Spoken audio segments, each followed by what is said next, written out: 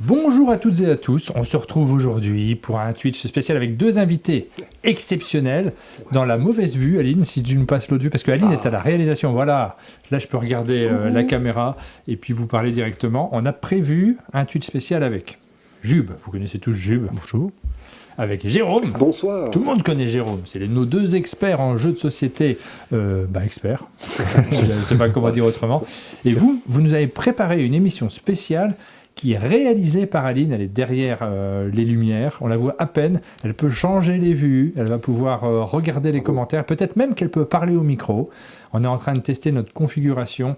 Aujourd'hui, on va parler d'une série de jeux d'arène. C'est comme ça que vous les avez présentés à travers un jeu que vous aimez beaucoup tous les deux, que vous avez tous les deux, je crois. Hein. Oui, qui est arrivé il n'y a pas très longtemps. Ouais. Ce qui s'appelle Hoplomachus. Ouais. Et en fait, pourquoi ? Parce que c'est un peu l'actu. Et puis, on a fait il n'y a pas très longtemps une vidéo pour Undertow Cheap Theory Games. Ouais. Il y avait des gens qui disaient est-ce que vous faites un truc sur Hoplomachus ? Et comme on lit les commentaires, on s'est dit tiens, si on faisait un truc sur Hoplomachus, et nous voilà. On vient un petit peu d'expliquer la genèse de cette émission. Bien travaillé, hein. Et Hoplomachus, c'est un peu court de ne parler que d'Hoplomachus, donc on s'est dit, et si on faisait une rétrospective des jeux d'arène qui nous ont aime plu bien. Ouais. Voilà. Alors que Diplodocus, c'est long. Ça, c'est Alors moi je suis beaucoup moins expert, donc je serai là pour faire ce genre de commentaires. Okay. C'est un jeu, c'est le premier jeu de Cheap Theory Games. Il y en a eu d'autres qui sont sortis depuis, comme Too Many Bones, comme Cloud Spire et comme Elder Scrolls qui va arriver dans quelques semaines. On oublie Burn Cycle parce que Burn Cycle il est vraiment très très très bien. Donc voilà, réhabilitons Burn Cycle. Oui, et c'était leur tout premier jeu et en fait oui, c'est au début les cousins Carlson qui ont décidé de faire leur jeu.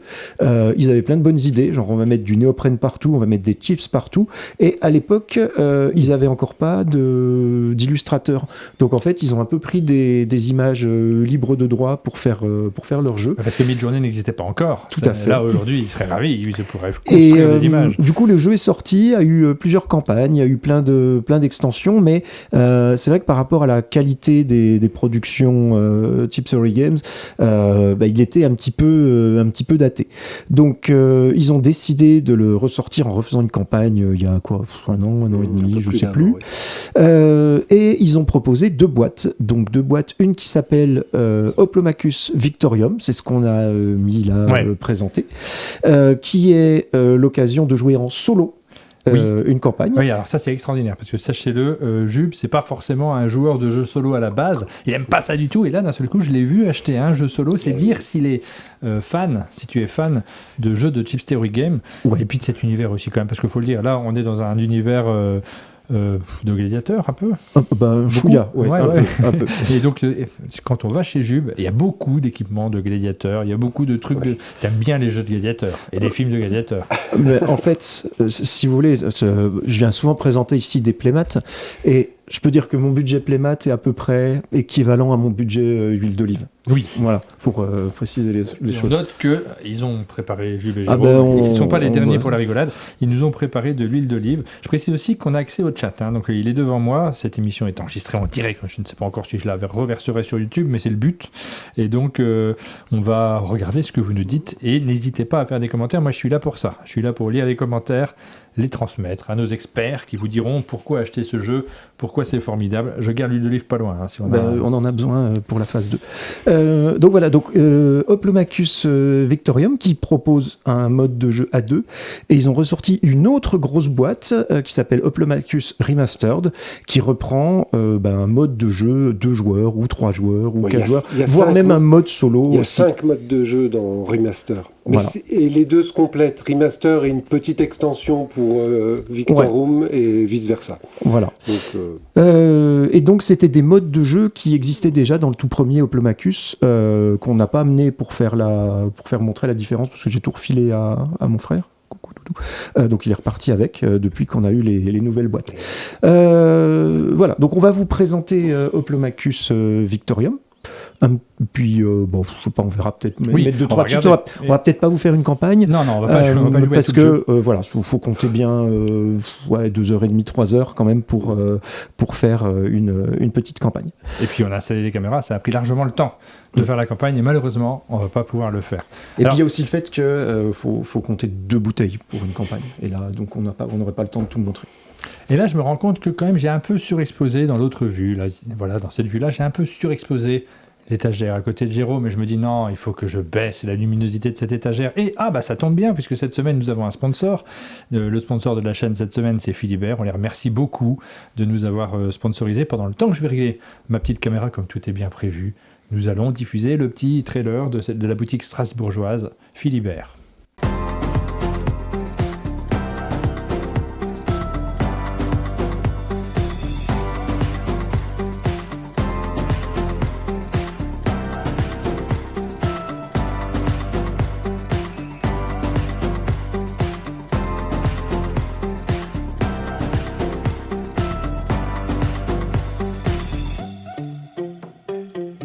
On n'a pas expliqué, paraît-il, notre huile d'olive. On dit dans les commentaires que vous ne savez pas pourquoi il y a l'huile d'olive. C'est parce que c'est grec. Et c'est bien connu quand même que les Grecs utilisent beaucoup d'huile d'olive avant de faire... Mais non, mais parce que un gladiateur, pour que ça présente bien sur le sable de l'arène, il faut que ça ait le corps musculeux et huilé. Donc voilà. Donc si chez vous, on vous conseille de vous oindre le corps d'huile pour des parties plus immersives. Ouais, moi non plus, je comprends pas toutes les blagues, mais bon, on va essayer de suivre quand même. Alors, on passe sur ce jeu. On va essayer de donner envie à ceux qui aiment bien les chips de poker et puis les jeux d'arène, de savoir en quoi ça consiste. On voit qu'il y a des jetons de poker, on voit qu'il y a des dés également, et puis des cartes. Ouais. Alors déjà un petit peu l'histoire, parce que quand on pense à Gladiateur, on va se dire ça va se passer à Rome dans le Colisée, va y avoir des choses qu'on a l'habitude de voir. Et puis là vous allez voir que rapidement il y a des trucs un peu bizarres qu'on dit mais qu'est-ce qu'ils font là ?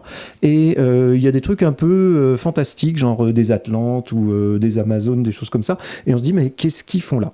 Alors, le pitch, c'est que Pluton, alors, vous voyez, c'est brandé latin plutôt que grec. Donc, Pluton a décidé de faire entrer en éruption le Vésuve pour tuer pas mal de gens, parce qu'en fait, lui, c'est comme ça qu'il gagne sa vie, quoi, avec des morts. Super. Et par contre, son plan a fuité et grâce au mystère d'Éleusis, il arrive à contrer son plan et donc, pof, ça n'en rentre pas en éruption.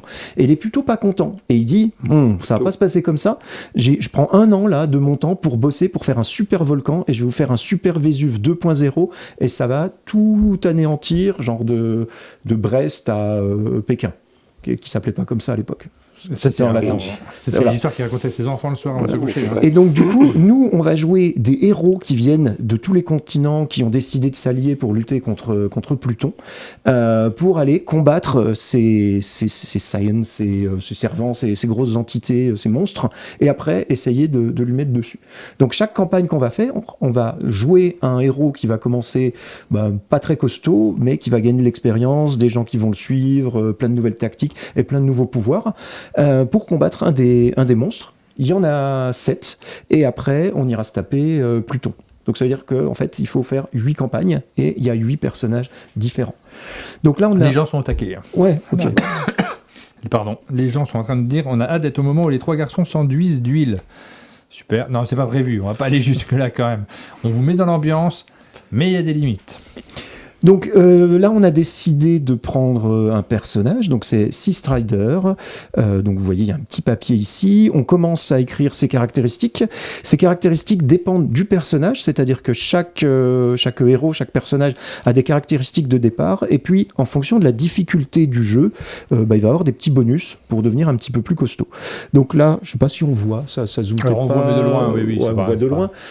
Mais il va avoir un score de mouvement, un score de est-ce qu'il tape uniquement corps à corps ou est-ce qu'il lance des flèches, des cailloux ou des bouts de bois, combien il a de points de vie, combien il a de commandement, de leadership, donc combien il peut avoir de gens qui le suivent dans sa troupe. Ça, c'est des points d'héroïsme, c'est un petit peu des attends, je suis pas mort, j'ai pas fini le jeu tout de suite parce que c'est un peu dur. Et puis ça, c'est les dés qu'il va lancer pour le combat. Et là, tout ce qu'on voit, ça va être chaque semaine qu'on va passer pour se déplacer sur cette petite map ou avec les différents continents. Et puis, on va avoir une rencontre à chaque fois. Il faut qu'à la fin ici de l'acte, on soit sur une arène pour pouvoir affronter un héros ou un méchant. Voilà. Donc on a commencé, on commence avec des petits bimbins, donc on a un défenseur, un archer et un tacticien. C'est notre troupe de départ et vous voyez qu'il y a un méga playmat et là-bas c'est notre coin. Donc ça c'est notre perso. Tu vois, il est plus épais. Mais oui. Oui, Il est alors beaucoup oui, ça plus c'est épais. une nouveauté en fait, c'est qu'ils ont fait des doubles chips pour qu'on voit quand même qu'est-ce que c'est qu'une troupe élite. Donc le troupe élite, c'est les héros et puis les gros méchants qu'on va affronter, et donc c'est des chips double épaisseur. Et là-bas, les 3 cartes que vous voyez, c'est que quand on commence en mode facile, ce que je vous conseille au début, parce que c'est pas de la quiche, on peut prendre dans le paquet de cartes de pouvoir, de compétences de Sea Strider, 3 cartes qu'on choisit, et j'en ai pris quelques-unes, et c'est ça qui va nous permettre de faire évoluer notre personnage et de choisir comment on va l'articuler, parce que on n'a pas toutes les cartes, donc tout a l'air bien, mais il faut faire des choix au début. Voilà, donc j'en ai pris quelques-unes pour commencer. Ici, vous avez toute la map sur laquelle on va se déplacer. Oui. Et en fait, vous voyez qu'il y a les différents continents. Donc lui commence sur le continent Lamosian, et les troupes qu'on va trouver là-bas, c'est un petit peu d'inspiration méso-américaine. Ils ont fait des trucs un petit peu dans ce style-là. Je ne reconnais pas les continents. Ici, on va avoir l'Atlantide. Oui. Ici, on va avoir... ça, c'est des gens qui viennent de chez Pluton, donc de l'Hadès, mais qui sont un petit peu rebelles, renégats, donc pareil, qui vont lutter contre les plans de leur ancien chef. Les nouveaux Argonautes, là, c'est typiquement du Colisée, des Oplomaques, enfin voilà, on va retrouver des millions des Récières et compagnie. Ici, c'est le Vésuve, donc c'est là où se passent les grosses batailles, et on n'aime pas y aller. Je continue plus loin avec mes yeux, je vois qu'il y a le continent des Amazones, on a le continent des Parthes, de l'Empire Parthes, et enfin, on a le continent de Kunlun, où c'est des choses un peu d'inspiration chinoise. Donc, on va avoir des gens qui vont se retrouver de ces différents continents. Et quand on va se promener, en fait, on va avoir une arène correspondant au continent où on est. Donc, on va avoir différentes épreuves. Ça change. On le voit. Il y en a qui sont à côté. Je pense pas que ce soit dans le champ, mais... Il y a 4 néoprènes recto-verso. Donc, on a 8 arènes qui correspondent chacune à l'endroit, avec des règles spéciales. Avec le plaisir d'avoir un matériel, avec des tapis qui sont quand même très élégants, une super qualité de finition aussi. C'est vrai que c'est assez agréable d'utiliser ce matériel-là pour jouer. Je ne sais pas si c'est le moins cher. Je ne suis pas sûr que ce soit le moins cher. Alors en fait, Cheap Theory Games, ils assument pas mal de choses, mais par contre, jamais ils revendiquent d'être les moins chers. Oui. Voilà. Ni les plus écolos. Ils assument dès le début, c'était leur marque de fabrique, de faire un peu des jeux de niche avec du matériel de luxe. Voilà, faut le savoir. Il y en a qui apprécient, d'autres moins. Voilà, moi, j'aime bien, surtout que la qualité des jeux est au rendez-vous. C'est pas juste du bling-bling, juste du chrome. Et puis on retrouve pas mal de choses dans leurs jeux, à savoir surtout l'asymétrie qui est présente dans tous leurs jeux, niveau tous les potards jusqu'à 11. Par exemple, ici, chaque arène est différente, a ses petites règles de jeu spécial. Enfin, ça nécessitait d'avoir des arènes différentes. Vous ne pouvez pas se dire, on prend une arène et on met des tokens. Oui, bien sûr. Et puis bon, ça fait plaisir. Ça fait partie du plaisir de jeu de changer l'univers avec lequel on joue. Donc, on a des petits pointillés qui disent où on peut aller. Et chaque fois qu'on va rencontrer une case, on va pouvoir tirer une carte qui correspond. Donc, par exemple, là, ça nous dit qu'on va avoir un événement de type sport. Donc, on va faire un affrontement sympa dans lequel il n'y aura pas de mort. Parce que ceux avec la tête de mort, c'est des affrontements moins sympas où toutes nos troupes qui meurent, elles meurent. Voilà. Donc là, on fait un événement sport. Donc je prends la première carte du paquet sport, et ça nous dit qu'on va avoir un événement soit de type Capture the Flag, soit de type King of the Hill. Donc il faudra occuper ça va être les zones centrales, ou sinon aller récupérer le drapeau de l'équipe adverse pour le ramener chez soi. Là, comme les deux sont proposés, on choisit.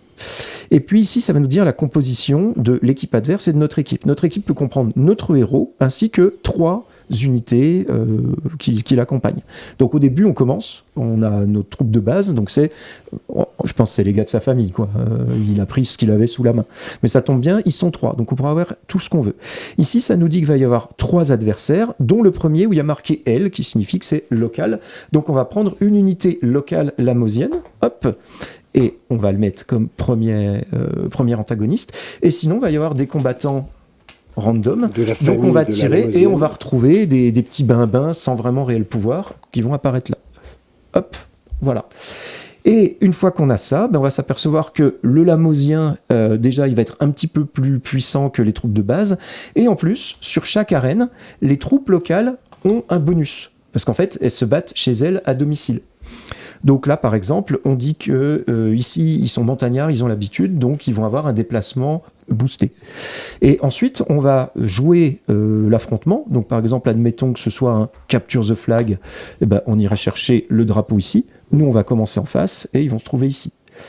On va pas faire un combat, un truc complet, pas forcément, mais pour vous montrer comment ça se passe. Donc, lui, c'est toujours l'adversaire qui est joué par une IA qui va commencer. Oui. Et donc, au début, il n'y a personne sur le plateau. Oui, là, il va commencer par popper. On rappelle que c'est un jeu solo. Hein. Oui, c'est un jeu solo. Et ça reprend toutes les règles de Diplomachus Remaster. Donc, à partir de maintenant, les règles c'est les mêmes. Les règles de combat. Il y a des compétences qui sont indiquées. Par exemple, il a la compétence Retaliate, qui veut dire que quand il se fait taper dessus, il peut renvoyer un dégât à l'adversaire. Ça va être les mêmes que dans le Diplomachus Remastered. Donc là, il faudrait lui donner, si tu peux me passer 4 points de vie bleus. Alors on a le même système que vous aviez vu peut-être dans Too Many Bones ou dans Cloudspire. Non, c'est le même dans le Cloudspire. Dans Cloudspire aussi. Ouais. On l'a aussi, oui. Oui, l'histoire qui permet des points de vie. Oui, ça permet de visualiser vraiment très bien les points de vie. Je trouve ça plutôt agréable, moi, ce système.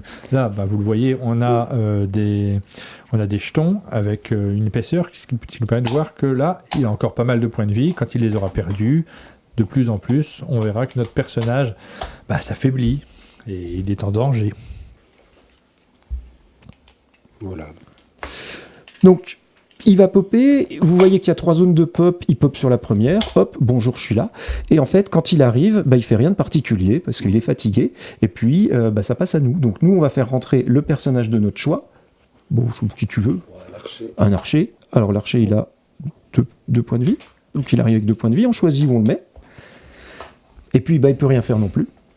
Et puis, ça passe au deuxième tour. Donc deuxième tour, il va popper son suivant, il faudrait lui donner 2 points de vie, hop. Et ça, c'est quand même... On a toujours une petite sensation d'être, à l'époque des jeux vidéo, de faire un jeu solo comme ça avec un matériel où on pourrait s'imaginer que ça existe entièrement sur un écran, hein, c'est tout à fait possible. Il y a toujours l'impression de revenir à des sensations qui sont un peu anciennes, finalement. Parce que là, on va sortir un jeu de plateau pour faire ce type d'affrontement avec des jetons. Et puis en même temps, le plaisir d'avoir un matériel qui est quand même un peu plus vivant que dans un jeu vidéo. Et vous avez tous les deux fait le jeu entier en solo ? Alors entier non, parce que ça veut dire d'enchaîner quand même 8 parties de 3 heures. Ouais, alors, 3 heures. Ouais. Moi j'ai fait une partie de Victorum. Par contre à Remaster j'ai beaucoup joué, j'ai dû faire 7-8 parties de...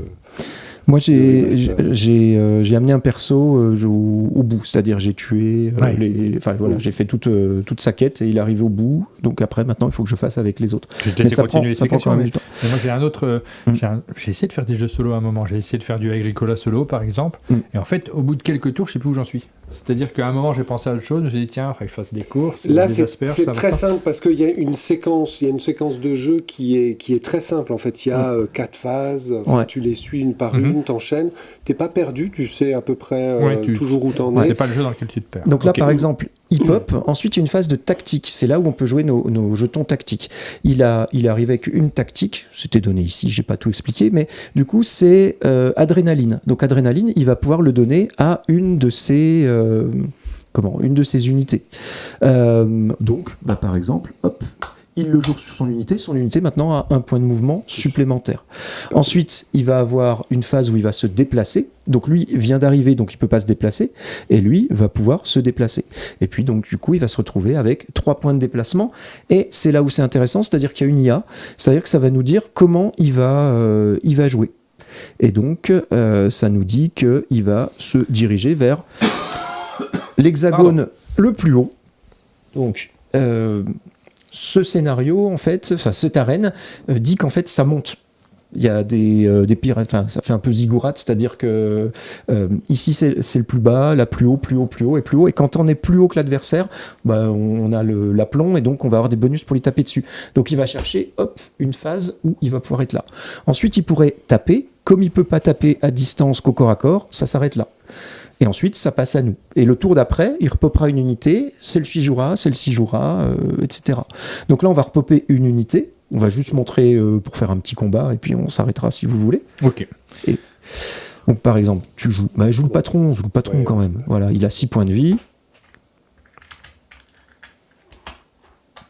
On a 7. Voilà. Donc il pop, bonjour, il vient là. Et puis on peut jouer notre archer. Notre archer a 1 point de mouvement, donc il avance. Hop. Et puis on voit qu'il a, vu que c'est un archer, il tire à distance, il peut tirer jusqu'à 2 cases. Donc il peut taper sur le bonhomme. On a dessus un symbole qui dit qu'il va lancer un dé noir et un dé jaune. Alors nous, c'est pas l'idéal hein, comme configuration pour jouer, parce que là, on a du reflet. En veux-tu, voilà. C'est moi qui lance les dés. Bah tu lances les dés, donc voilà. Le moment que je préfère. J'aime bien agiter les dés comme ça pendant très longtemps. Hop, hop, une touche. Alors, rien, et par contre là, il y a une touche. Voilà. Et donc, je sais pas si on la voit bien en vidéo. Il va perdre un point de vie et la partie va se continuer comme ça. Sachant que là, notre objectif, ça va être d'aller chercher ce truc-là et de revenir avec. Pas forcément de tuer tout le monde. Et surtout pas de tuer lui, puisqu'il y a une petite règle qui a le local de l'étape, en fait, il faut pas le tuer parce que les gens l'aiment bien dans la foule, ils le supportent. Donc si on le tue, notre héros se retrouve à 1 point de vie parce que il se prend des cailloux et des calebasses de la part de voilà. Donc souvent c'est une partie du ce qui fait un peu le sel du jeu, c'est-à-dire qu'il va falloir essayer de gagner sans buter tout le monde comme un bourrin et en épargnant le local de l'étape qui est soutenu par la foule. Donc ça va continuer comme ça, et puis à la fin, donc ceux qu'on aura éliminés, on pourra en recruter un. Et par exemple, on va reprendre lui, parce qu'il a l'air sympa, et il va partir dans notre équipe si on a la place pour le prendre dans la limite de notre score de commandement. Si jamais on le prend pas, bah c'était un local lamosien, mais il va aller dans le sac.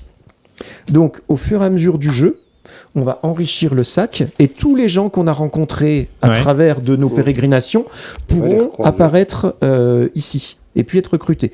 Et donc plus on va se promener, plus on va rencontrer des troupes différentes, et chaque peuple, en fait chaque continent a un gameplay un peu différent. Il y en a qui sont plus agiles, il y en a qui sont plutôt comme des bourrins, il y en a qui vont essayer de t'attraper et te garder au combat. Et c'est l'esprit de ce genre de jeu, t'as envie de changer. Et puis en fait, tous ceux qui appartiennent à une arène ont un petit bonus parce que correspondant au gameplay de cette arène.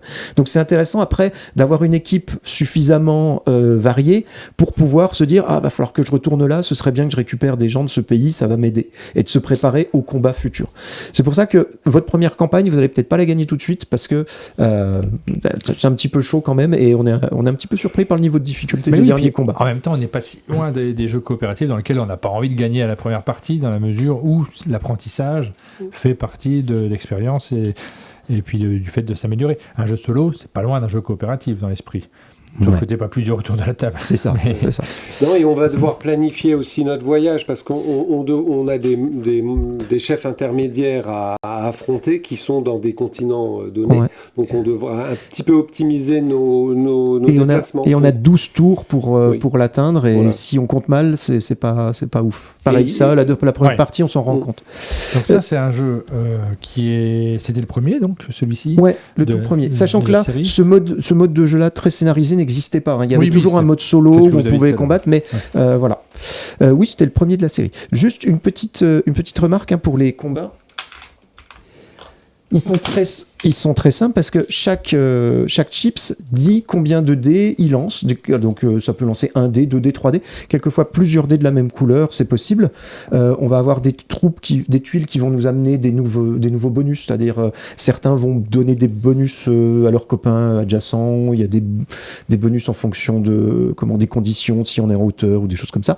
Et le combat est très simple. C'est-à-dire que les dés jaunes, ils ont 2 faces sur 6 qui touchent, et 4 qui ratent. Le dé suivant, le bleu, 3 qui touchent, 4 qui touchent, 5 qui touchent, et le dernier rouge, 6 qui touchent. Alors, il sert à rien ce dé. Alors voilà, vaste débat. On en a discuté. En fait, tu le lances et tu réussis toujours. Donc tu te dis quelle idée. Super. Voilà. Mais sauf que en fait, il remplace quelque chose qui dans le vieux Hoplomachus était un hit automatique. Il y avait marqué un hit automatique, donc on lançait pas de dés, c'est juste, ça faisait un dégât automatique. Mais là, maintenant, il y a plein de compétences qui permettent de jouer avec la variation des dés. Par exemple, il y a une compétence qui s'appelle Dodge, esquive, et quand quelqu'un a la compétence Dodge, tous ceux qui vont le taper vont voir leur qualité de dés réduite à bleu. Donc en fait, le fait qu'il ait un dé rouge, ça va pouvoir éventuellement le ramener à bleu, ce qui avant, ils étaient obligés de faire beaucoup de règles. Non, quand on va regarder sous le chrome, ils ont tout refait les compétences, et du simplifié le jeu, en fait. Ouais, ils ont simplifié le jeu. Et c'est beau. Au début, les gens se gaussent quand ils voient ce dé rouge qui a 6 faces identiques. Mais après, une fois qu'on a vécu des choses avec lui, avec une petite odeur d'olive, non, on comprend son existence et on apprend à le respecter. Alors ça, c'est un gros jeu finalement. Alors en termes d'explication de règles, tu nous as balayé un petit peu l'essentiel, mais il faut quand même se plonger dans la règle, c'est un petit peu plus complexe quand on s'y met tout seul. La règle est très bien écrite. Ouais. Il n'y a pas beaucoup d'ambiguïté. Et ce qui est intéressant dans la règle, c'est qu'ils nous disent, faut choisir un héros, prenez-lui. Okay. Après, il faudrait que vous choisissiez un niveau de difficulté, prenez facile. Oui. Après, il faut choisir 3 compétences. Prenez ça, ça et ça. Et après, il faut commencer là, allez là. Et voilà. Donc, on est très guidé. Mais on ne sait pas si le jeu sera un jour en français. Pour l'instant, c'est pas prévu. C'est pas impossible. Hein. Faut demander. C'est pas complètement impossible, mais c'est pas prévu pour l'instant. Après, ça dépend parce que pour l'instant, il n'y a que Too Many Bones qui a eu la chance d'avoir une adaptation française. Et le kit de game, ils vont faire Too Many Bones. Ils vont voir si ça marche. Si ça marche, peut-être qu'ils en feront un autre. Ça va L'idée, être. C'est qu'ils fassent tout. C'est ce qu'ils nous ont dit. Ils ont envie de continuer à suivre, mais évidemment, ça dépend des succès du jeu. Ils vont pas non plus, vu le prix des jeux, vu le public restreint dont il s'agit, on va pas tout faire s'il n'y a pas de public pour ce type de jeu-là en particulier. Mais alors, vous l'avez fait celui-ci. C'est pas le premier jeu que vous avez acheté. Vous avez commencé par Too Many Bones, je crois. Oui, Too Many Bones. Oui. Ouais. Et après, j'ai acheté ça. Après. Oui, mais parce que à l'époque, quand moi j'ai découvert Too Many Bones, déjà la boîte Too Many Bones était introuvable, il y avait que Undertow, donc je suis rentré par la petite porte Undertow, mais qui donne déjà beaucoup d'expérience. Du coup, j'ai trouvé ça bien et il me fallait mon fixe de néoprène, donc le seul truc que je pouvais commander chez eux c'était Hoplomachus, donc j'ai pris Hoplomachus qui était de bien moins bonne qualité que ce qu'on voit là, et puis surtout qui était vendu à la découpe, il y avait des trucs de partout, on comprenait rien. J'ai acheté dans le doute, après j'ai essayé de ranger ça dans des boîtes, et c'est vrai que c'est fouillis, ça faisait pas une gamme bien propre, quoi. Et puis après, les jeux suivants n'existaient pas, donc c'est après que j'ai pris Cloudspire, Burn Cycle, et que j'ai complété Too Many Bones. Pour finir, le Elder Scrolls, on s'attend à ce qu'il soit en français aussi, ça semble assez probable. C'est une licence peut-être plus porteuse que Cloudspire, Burn Cycle, Hoplomachus, ça pourrait. Il y a de l'huile d'olive en fait en Provence, dans le sud de la France, donc je pense qu'il y a un marché pour ça. Juste avant de passer à la suite pour Hoplomachus, il y a une question quand même, c'est où on les achète. Ça, c'est une question qui se pose, puisque sur des jeux comme ça de niche, c'est pas si simple de les trouver. Il y a des campagnes régulières. Il y a des campagnes. Oui. Le plus économique, c'est d'attendre une campagne. Et sinon, on peut aller. Et puis là, c'est dans très peu de temps, la campagne Elder Scrolls. Fin du mois, fin mars. Oui, tout à fait. Sinon, on peut aller sur leur site. Quand ils ont du stock, il est en vente sur le site de Chips Theory Games. Ils n'ont pas du stock en permanence, mais quand ils viennent de livrer un jeu, donc celui-là a été livré il y a 3 semaines environ, mais en fait, ça veut dire qu'ils ont eu du stock aussi, en plus des livraisons des backers, pour remplir leur stock. Donc moi, j'en avais acheté qu'un des deux, puis je l'ai commandé 2 jours après parce que j'ai eu des regrets. Donc je l'ai eu en 5 jours commandé, c'est sur le store de Chips Theory Games. Voilà. Mais il y en a, mais peut-être dans 6 mois, il n'y en aura pas. Mais de toute façon, il y a le dicton qui dit si à 50 ans, tu n'as pas un Chips Theory Game, c'est que tu as raté ta vie ludique. Parce que j'en ai un, moi. Donc, Martin, faut que tu te dépêches, non? Oui, j'ai Cloudspire. Tout va bien. Juste, si on peut juste montrer le plateau de Victorium, donc, qui est prévu pour du jeu à 2, voire 3-4, est beaucoup plus... Non, pas de Victorium, pardon, de Remaster, est beaucoup plus grand. Là, on a un énorme playmat, mais ça va se faire sur des toutes petites arènes où on est très vite... on se sent très vite à l'étroit. Ah bah oui, ça, je me sens à l'étroit, là. Je trouve que l'arène est un peu petite. Remaster, c'est aussi un très bon jeu, qui permet de jouer à 1 contre 1, à 2 contre 2, à 1 pour chacun, pour soi, ça ne se dit pas. Et oui, et ça c'est le Colisée. Voilà. Et donc là, on a beaucoup plus de place et on joue. Il y a plein de modes de jeu, mais c'est vrai que en 1 contre 1, c'est ce qui donne des bonnes sensations. C'est bien tactique. Faut observer l'adversaire, faut faire ses placements, etc. Avec un petit côté bluff parce qu'on a on a des unités plus variées et puis elles sont cachées et l'autre c'est pas exactement ce qu'on a tiré. Et voilà, c'est très sympa. Les deux se complètent bien et en fait il y a des chips de Victorium qui peuvent aller compléter les chips de Remastered et vice versa. Donc les deux jeux partagent un gameplay. Il y en a un qui est plus orienté solo, l'autre plus en opposition, mais par contre ils se servent d'extension l'un l'autre. Après on va pas se le cacher, c'est pas de l'extension à 30 balles, mais voilà. Voilà, donc ça c'était pour Hoplomachus. Alors c'est pas les seuls jeux que vous avez ramenés, je sais pas si vous voulez passer directement aux autres jeux, parce que vous voyez pas tout, mais là il y a un bazar énorme sur le...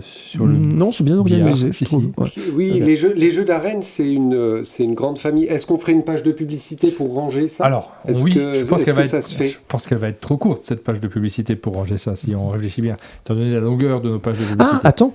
Oui. Attendez. Puisque, comme on vous a dit, une partie, ça peut être assez long, voire 3 heures, ils ont prévu un mode de sauvegarde. Oui. C'est-à-dire que tout ici, ce qu'on a, qui nous présente les chips, etc., on enlève les cartes. On a ça. Et voilà. Et on a sauvegardé pour la prochaine fois. Et ça rentre dans la boîte. Et ça rentre dans la boîte. Formidable. Et c'est beau. Vous voyez pas, mais c'est du faux formica, en fait. En marbre.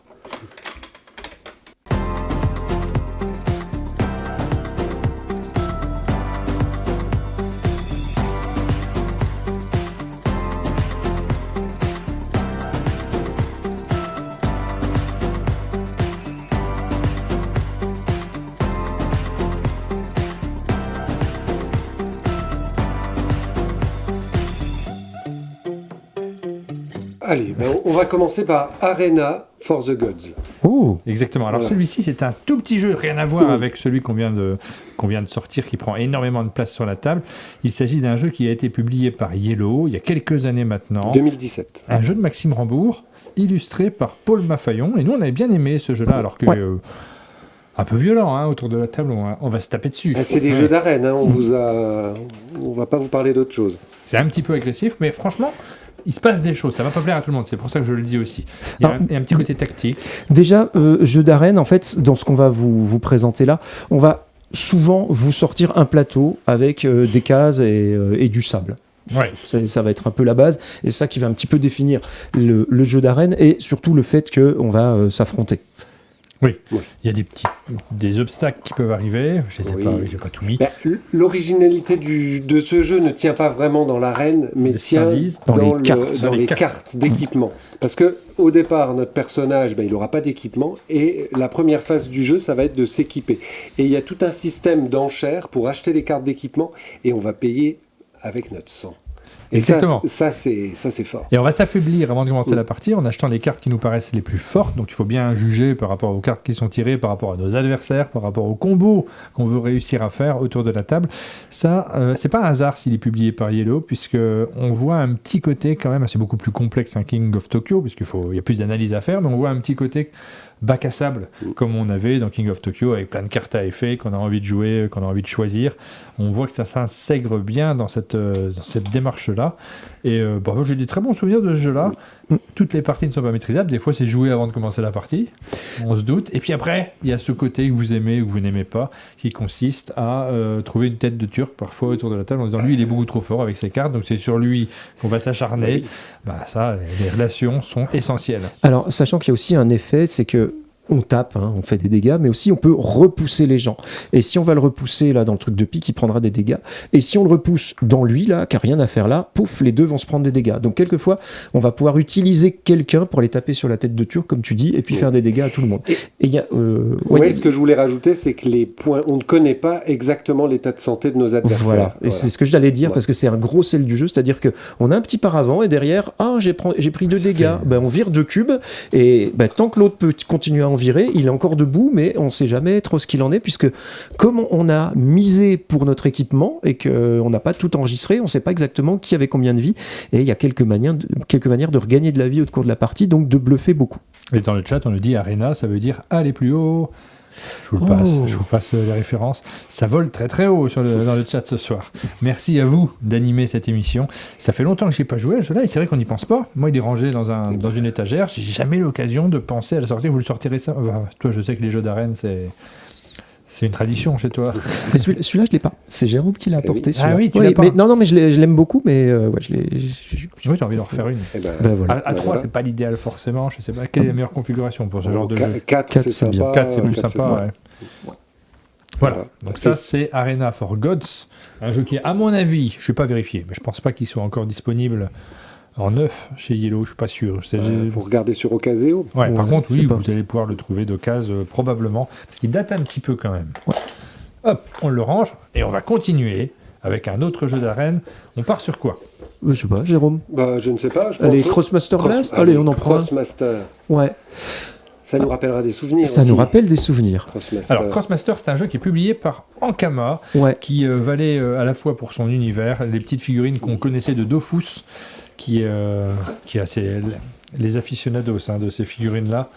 Je vous passe en vue du dessus, si Aline veut bien la montrer. Voilà. Hop, je ne sais pas si vous les voyez bien, mais c'est des superbes figurines. Les figurines de Crossmaster, on les achetait presque que pour ça au début. Et dans le Crossmaster de base, Arena justement. Qui veut dire sable, à ce qui paraît. Oui.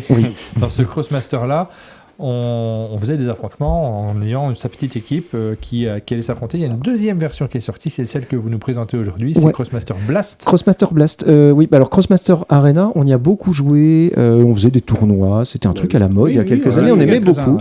On a des vitrines avec nos petites figurines, on a passé du temps à essayer de trouver celles qui nous manquaient, à faire les collections. Pourquoi les collections ? Parce que c'était vendu en boîte, en crossbox, ils appelaient ça, et on achetait une boîte et on savait pas ce qu'on avait dedans, un petit peu à la manière des cartes Magic et autres, et des fois c'était un petit peu rageant, puis d'autres fois on était content, mais quand même des fois c'était un petit peu rageant, et quand on a perdu l'habitude d'acheter des cartes Pokémon et Magic, revenir à ça pour avoir ces figurines, c'était un petit peu rageant, mais le jeu était vraiment très bon, très technique, très tactique on va dire, avec des personnages qui se déplaçaient, qui allaient utiliser les pouvoirs, etc., avec des points d'action. Et là il y a quelques années ils ont ressorti Crossmaster Blast, une version un petit peu plus simple, c'est-à-dire qu'il y avait moins de paramètres, moins de points d'action à déplacer. Il n'y avait pas tous les kamas à placer, voilà. Donc c'est pour ça qu'on a amené celui-ci et pas l'autre, puis surtout l'autre, les figurines étaient dans les vitrines. Mais c'était assez joli, et dans cette version, tiens, si tu peux mettre a few arbustes, comme on dit. Voilà, on pouvait avoir directement les petits trucs d'herbe que à l'époque à Crossmaster Arena, nous, il fallait qu'on gagne des tournois pour avoir un arbre. Alors que là on pouvait en avoir plusieurs d'un coup en achetant un KS. Donc, ce jeu-là, alors il y a des Crossmasters qui sont sur Board Game Arena, je ne sais pas si celui-ci y est, en tout cas le Crossmaster de base il devait y être, j'ai un doute. Alors je sais pas, parce qu'en fait le jeu, tu sais, c'était les trucs transmédia, il y avait un jeu qui existait où il y avait le Crossmaster Arena, et en fait quand on achetait une boîte, on avait une petite carte avec un code barre et un code à chiffres et à lettres, et quand on rentrait ça, on débloquait le personnage correspondant à la figurine dans le jeu. Donc je pense pas que ce soit allé sur celui-ci, soit sur Gordon. Peut-être que Blast, oui, parce que Blast c'était un projet contenu, tu faisais le KS, t'achetais une boîte, t'avais tout. Oui, c'est pas très, très vieux l'arrivée sur Board Game Arena. Non, mais Blast c'est pas si vieux que ça doit avoir 4 ans peut-être. Mais c'est un peu, ça a été un peu le chant du cygne d'Arena, de Crossmaster en tout cas. Il nous dit 3 ans. 3 ans, oui. Et je crois qu'il a pas tant bien marché que ça, alors qu'il était vraiment beaucoup plus moderne que Crossmaster Arena. Plus nerveux, plus facile à mettre en place. Ouais. Et je crois qu'Ankama, c'est à partir de ce moment-là qu'Ankama a arrêté de faire du board game aussi. C'est un peu la fin, le chant du cygne d'Ankama à ce moment-là. Effectivement, ils font beaucoup moins de jeux là actuellement. Ils vendent du Draftosaurus, mais c'est à peu près tout. Je crois qu'ils n'ont plus beaucoup d'autres jeux dans leur catalogue. Mais ils avaient un réel savoir-faire pour fabriquer ces figurines. Ils ont un KS à livrer. Arceus est toujours en cours. Mais l'une des personnes, des figures qui travaillaient chez Ankama beaucoup du côté board game est passée dans une autre boîte là actuellement. Il me semble que Instaplay s'est créé par une des personnes qui travaillait chez Ankama sur ce volet-là. Et puis nous on a pris Explorers of the Woodlands, un petit jeu en KS là. C'est un ancien d'Ankama, je crois, qui avait développé le jeu. Oui, parce que des spécialistes du jeu de société, il y en avait, forcément. C'est simplement la boîte qui a décidé de changer de direction. Moi, je n'ai pas joué à Crossmaster Blast. Bah écoute, c'est un peu comme l'autre, mais je te dis, en plus nerveux, tu n'as pas ces histoires de points d'action, tu as telle attaque, et voilà. Puis surtout, tu n'as pas besoin de mettre tous les kamas. Après, je suis un peu moins sensible aussi à cet univers chibi, comme on dit. Vraiment ? Un petit peu moins, moi. Je trouve ça hyper mignon, mais j'y suis pas sensible. Je préfère les trucs moins mignons. Et après, il y a un réel aussi. Moi j'étais allé voir regarde. Sur Dofus. Regarde, tu en as. Sur Dofus, c'est un jeu vidéo qui est aussi dans le même univers, et ils s'étaient inspirés des règles du jeu Dofus pour faire Crossmaster Blast. Regarde, c'est un arbre, Martin. Tu peux pas être insensible. Et on remercie, je sais pas si c'est en direct, mais on remercie Julien qui vient de typer donc de laisser un tip sur Utip. Merci beaucoup. Vous pouvez nous soutenir sur Utip ou sur Tipeee, ça nous aide beaucoup. Bon, on enchaîne nos petits bounous. Alors, on va peut-être basculer sur... Tant qu'à rester dans le monde de la figurine, on va parler de Warhammer Underworld. Oui. Alors là, il y a la première boîte. C'est moins mignon, vous allez voir que les figurines sont un petit peu moins chibi. Elles sont moins chibi, mais qu'est-ce qu'elles sont bien peintes. Alors là, on va chez Games Workshop, qui est le poids lourd du poids lourd de la figurine avec Warhammer 40 000. Et j'essaie de récupérer une vidéo, Aline, si tu veux bien. Hop, je vous montre comme elles sont très très bien peintes. Ah oui, je ne sais pas si ça fait le point dessus, mais... Voilà. Mais ça fout le vomi. C'est Jérôme qui les a peintes. Et il y a quelques années, Games Workshop ont un peu renoué avec le jeu de société plus accessible. On n'est pas obligé de sortir des centaines de figurines. Donc là, ils ont fait un jeu d'arène très contenu. Mais on voit pas d'arène, Jérôme. Pourquoi tu nous dis que c'est un jeu d'arène ? Parce que c'est au fond de la boîte. Voilà. Ça arrive. Voici des arènes. Alors il y a moins de sable, d'accord. Mais moi je suis plus univers un peu chibi. Là, bon, c'est... Sérieux ? Regarde, c'est une arène ça. Oui, c'est une arène. Et donc ça c'est un jeu donc, de figurines, mais avec très peu de figurines. Chaque bande va compter entre 3 et 7 figurines. Les figurines sont fixes, donc quand on achète une bande, on aura toujours ces mêmes personnages. Par contre, il y a tout un système de cartes. On aura un paquet de cartes qui va accompagner nos figurines et qui va être un des gros moteurs du jeu. Ça va être ces cartes-là. Voilà. Donc on se construit avec sa bande, on va se construire un petit paquet de cartes et voilà, on va jouer. Il y a aussi des dés, etc. Il y a Games Workshop. Ouais, mais c'est du Games Workshop très bien playtesté, etc. Le jeu tourne super bien. Ils en sont, alors là, je ne sais pas combienième boîte. Il y en a, je ne sais pas, peut-être 5, 6. J'ai arrêté de suivre parce que je crois que j'ai les 2 premières saisons et ça va me suffire encore. Oui, il faut y jouer après. Il faut y jouer, voilà. Il faut y jouer, il faut peindre les figurines. Voilà, mais il n'y en a pas beaucoup. Et c'est assez bien. Regarde, parce Martin, que... c'est une vermine de choc. Ouais. Si elle te blesse, tu auras la peste. Voilà. Et l'originalité de ce jeu, c'est qu'on va gagner des points de victoire en fonction des cartes qu'on a dans notre paquet. Donc quand on construit son paquet, on construit aussi sa façon de gagner des points de victoire. Ce qui rend le jeu très très très très tactique. Et, c'est dans le titre, non ? Non, il est marqué Shadespire. Oui, voilà. Jeu tactique de ouf, c'est le sous-titre. Non, de combat d'arène. Ouais. Et par contre, c'est en français celui-là. Oui, c'est en français. C'est en français. Et il y a un suivi de gamme qui se fait, etc. Ils ont un petit peu récemment, sur le dernier opus, ils ont simplifié la construction de paquets. Ils ont des paquets, on va dire, préconstruits. Ouais. Ce qui permet de... Parce que c'est vrai que c'était ce qu'en faisait un jeu un peu plus expert que les autres. Parce que faire son paquet, quand t'arrivais comme ça, sans t'être mouillé la nuque, tu risquais l'hydrolution de cartes. Tu trouvais sur Internet des paquets tout préparés. Oui. Mais bon, t'avais vite 300, 400 cartes à la maison. Voilà. Mais... Les gens s'offusquent sur le chat, ils nous disent... D'offusque. Exactement, ils s'offusquent en disant « J'espère quand même qu'ils vont nous parler de Super Fantasy Brawl. » Parce que s'ils ne nous parlent pas de Super Fantasy Brawl, c'est pas des vrais joueurs. Eh ben non. Il n'est pas sur la table. Non, il n'est pas sur la table. Bon. C'est parce qu'il est enfin bref, voilà, c'était Shadespire, donc c'est très bien. C'est très bien. Peut-être un petit peu plus expert. J'ai beaucoup appelé Shadespire, moi. Ah oui ? Ouais. C'était le petit nom que je lui donnais à l'époque. Mais chaque boîte a eu un autre nom, donc il y a eu plein de noms depuis. Voilà, ne t'inquiète pas. Alors, on va ranger ça, puis on va vous sortir Super Fantasy Brawl à la demande générale, puisque c'est un Sauf jeu... si on a oublié de le prendre, les jeux d'arène. Mais non, on voit bien ton attitude que le jeu est caché derrière, parce que nous sommes des professionnels et nous avons les jeux. Donc on a la possibilité de vous en parler. Je pense qu'on l'a tous, Super Fantasy Brawl. Oui. Ah, on a oublié de mettre l'image. On ne l'a pas préparé, l'image, pour vous montrer Super Fantasy Brawl. Nous dit Aline. J'ai mal préparé les fichiers. On va le dire à haute voix, du coup. Il s'agit d'un jeu qui est publié par Mythic Games. C'était un jeu qui était... Il a été racheté parce que Mythic Games, c'est fini. Et il fait partie des jeux qui ont été repris par Cool Miller Note avec Enchanters. Voilà. Mais c'est un jeu qui a été développé et bien supporté par Mythic Games. Hop. Donc ça se joue dans une arène, comme vous voyez, il y a une arène, il y a deux équipes, il y en a une qui rentre par là, il y en a une qui rentre par là, il va y avoir des petits objectifs. On a notre équipe de 3 bonhommes et on se poutre et on essaie de résoudre des objectifs, puisque vous voyez qu'il y a ces 3 statues majestueuses avec des zones de couleurs et des objectifs consistent des fois à poutrer l'autre, mais aussi c'est du contrôle de position. Le jeu a un avantage, c'est qu'il se joue très vite, c'est-à-dire qu'on va choisir des personnages. Élégant, moi, je trouve.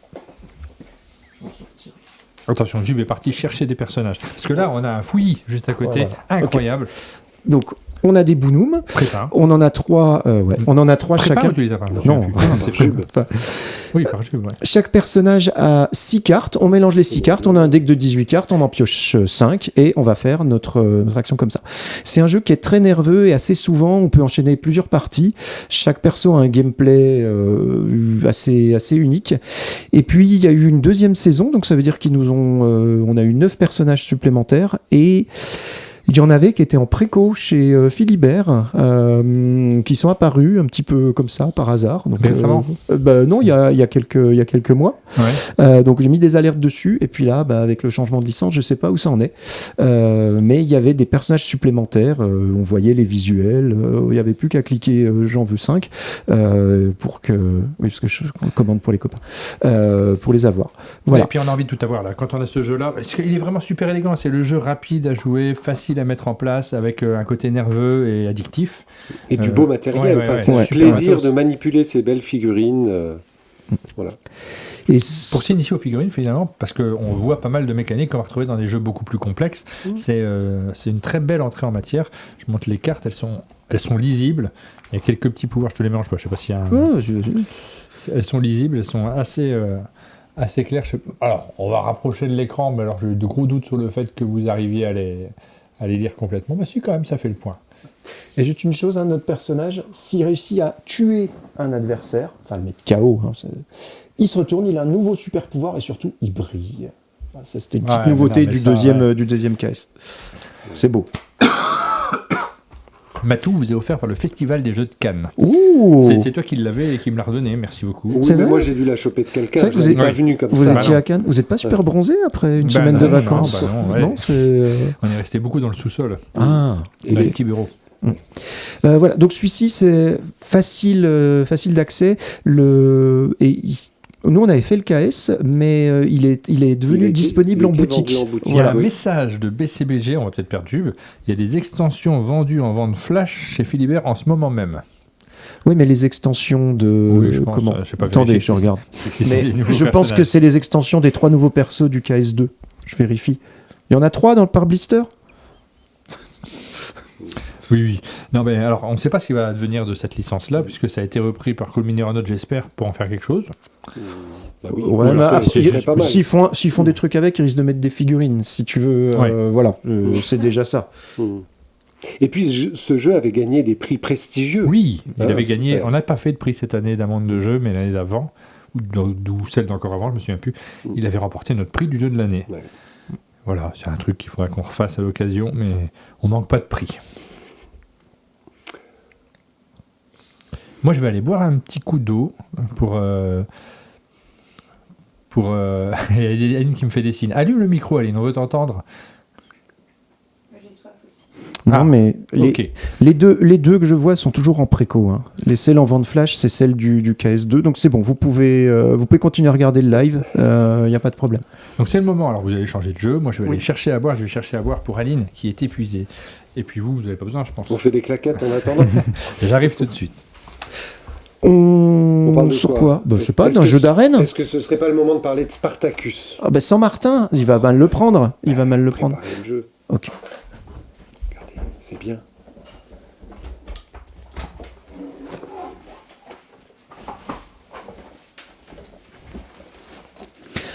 Alors, vous vous souvenez peut-être, il y a quelques années, est apparue dans l'univers cinématographique une série qui fit date, qui s'appelait Spartacus sur la chaîne Stars. Vous voyez qu'il y a marqué Mature Content, recommandé pour des joueurs de 10 ans et plus, puisque cette série a amené des nouveaux canons en fait, et a servi d'étalon pendant longtemps pour jauger de la qualité d'une série sur trois jauges, qui étaient en gros les combats violents graphiques, les scènes de fesses et les intrigues où ça trahit et ça surtrahit et se retrahit par derrière.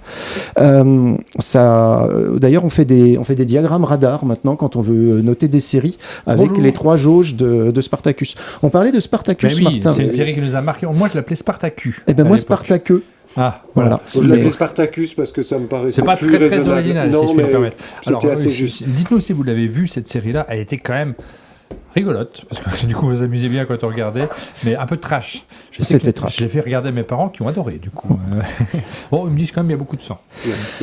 C'était complètement grotesque, il y avait un côté comics à l'intérieur, dans la mesure où tu avais des grands coups d'épée, des traînées de sang monstrueuses. Non, c'était pas comics, c'était pompier. C'était un choix volontaire de faire des combats dans un style pompier.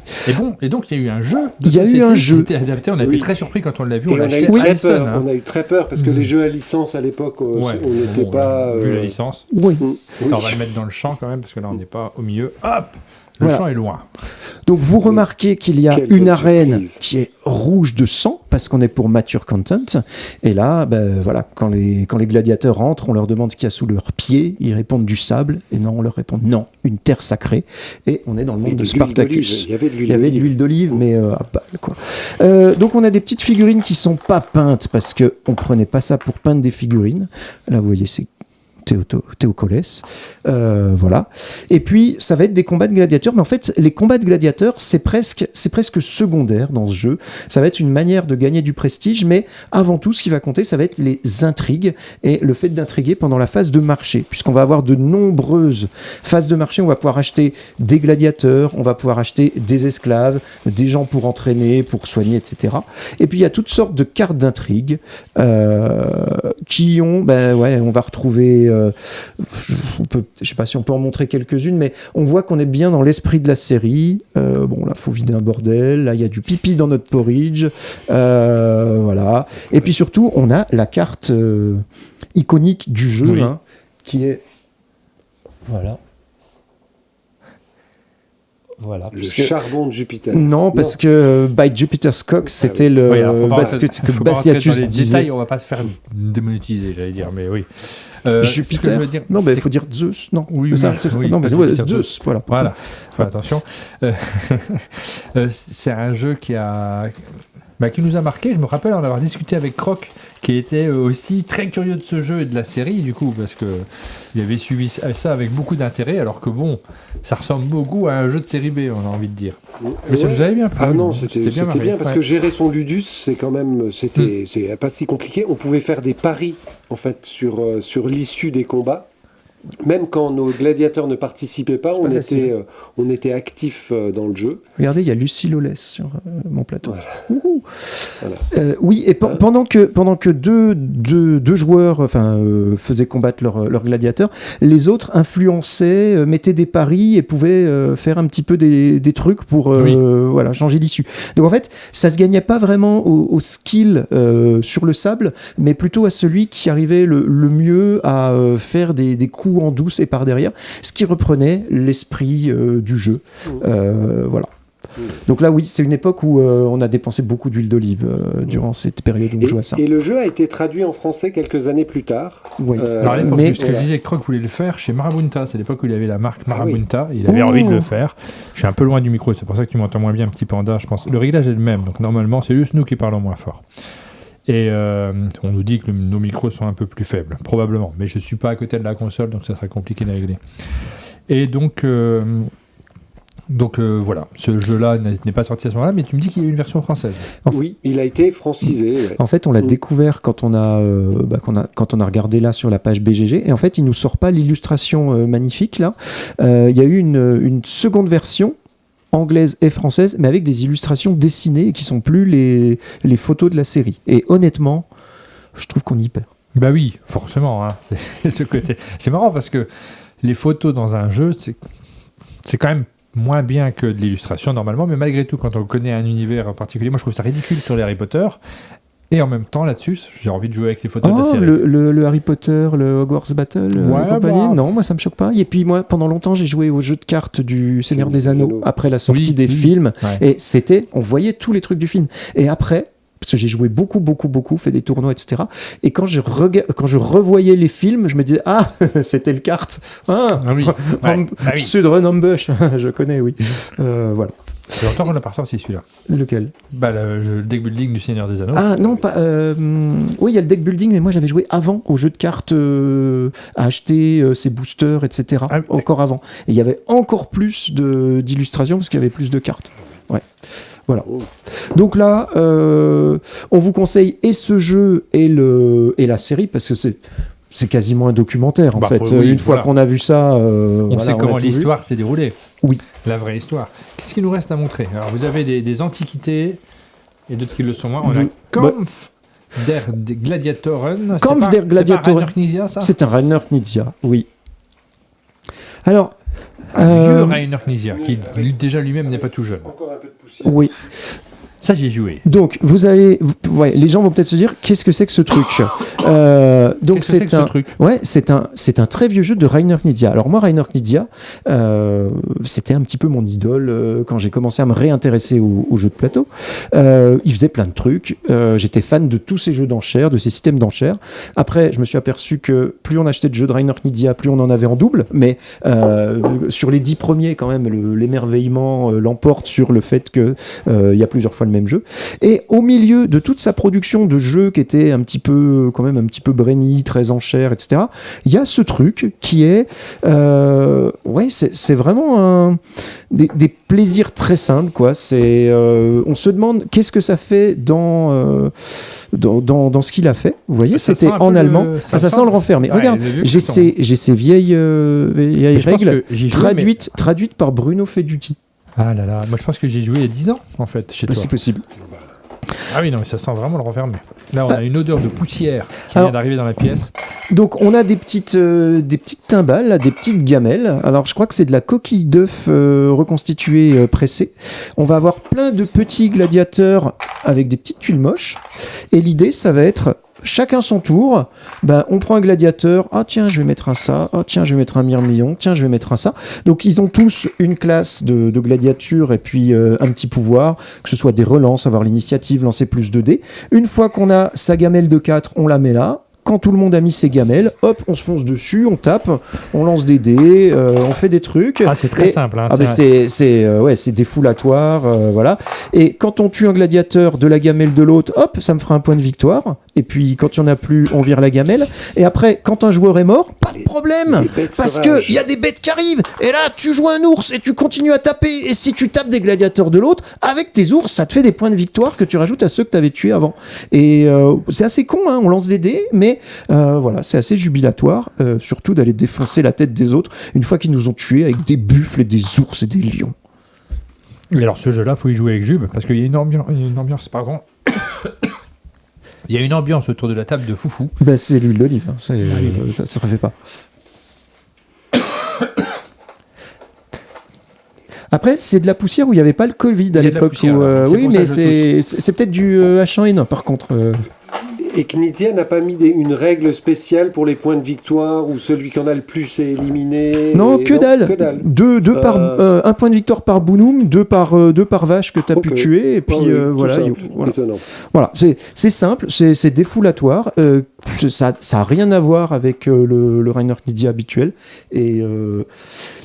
C'est pas le meilleur jeu, honnêtement, de toute cette sélection, mais puis là, il n'existe plus. Non, alors il y en a des fois chez Ocaseo, mais en fait, chaque fois qu'il y en a un chez Ocaseo, tu l'achètes. Non, je l'achète pas. Je reçois un message de Hey Jube, c'est bon, je l'ai trouvé enfin sur Ocaseo. Et du coup, ils sont achetés par les gens qui sont dans une zone de 100 km, dont le barycentre est chez moi. D'accord. Voilà. Moi, je l'ai pas. Mais c'est pas le mieux de ce qu'on vous présente, mais je sais pas. On a fait tellement de parties, c'est tellement défoulatoire. Et moi, je me suis demandé ce qui m'arrivait quand j'ai joué chez Jube et qu'ils se sont tous mis à crier autour de la table comme des foufous, alors que objectivement, sans les cris, c'est moins bien. Oui. Ça fait partie des jeux où il faut crier pour que ça soit un peu rigolo. Oui, mais. C'est 17 bêtes en fait. C'est bien que parce que. Alors, faut que tu mettes le micro, Aline, si tu parles.